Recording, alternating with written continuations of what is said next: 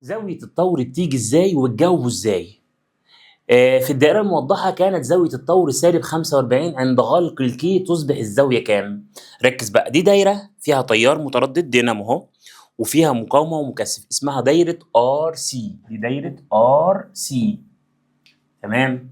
طب دايرة ار سي لو تفتكر كده كانت زاوية الطور بين الجهد والتيار كان لها قانون بتساوي سالب اكس سي على ار.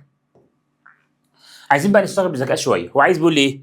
الزاويه كانت 45 والمفتاح مفتوح، طب انا لو قفلت المفتاح الزاويه هتبقى كام؟ ممكن احلها بالتفصيل وممكن احلها بطريقه سهله جدا. هو انا لو قفلت المفتاح او فتحت المفتاح مين اللي ثابت؟ الار. الار دي مش هتتاثر، يبقى الار لانها ثابته يبقى تاني الزاويه يتناسب طرديا مع سالب اكس سي.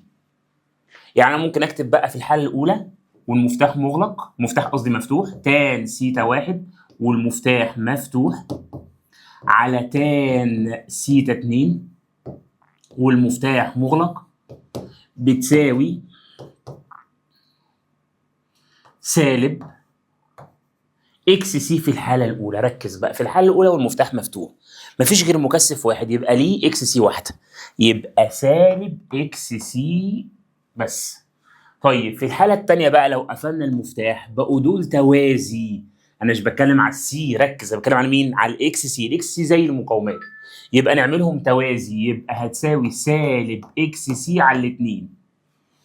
طيب تعال نعوض بقى، طبعا السالب هيروح مع السالب والإكس سي هتروح مع الإكس سي ومقام يطلع بسط تطلع 2 على 1. تعال نعوض بقى نكمل هنا، سيتا واحد قال بسالب 45، سيتا 2 مش معانا، تان سالب 45 بسالب 1 على تان سيتا 2 هتساوي 2 على 1.